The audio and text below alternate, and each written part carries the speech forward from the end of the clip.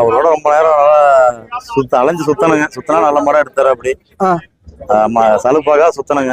சரி சரி. ஏன்னா நம்ம மாடு வாங்குறீங்க, அவங்க வாங்கி தரவரு, நம்மளுக்கு என்ன மாதிரி வேணும்னு சொன்னோம்னா அதுக்கு தகுந்த மாதிரி மாடு எடுத்தாரு அப்படி. நம்ம எதிர்பார்த்து தகுந்த மாதிரி வாங்கி தர அப்படி.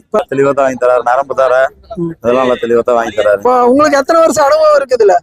மாடு நாங்க பரம்பரை மாடு தான் வச்சிருக்கோம். பரம்பரையா வச்சிருக்கீங்க.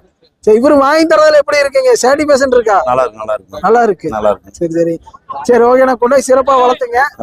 இப்ப பரம்பரையா வச்சிருக்கேன் நீங்க. இப்ப இந்த மாடுகள் வந்து என்னென்ன லட்சணம் பார்த்து வாங்கணும்? சொல்லி பாப்போங்கண்ணா. மடி நரம்பு தார பார்ப்போம், அப்புறம் பல்லு பார்ப்போம். ஆமாங்க.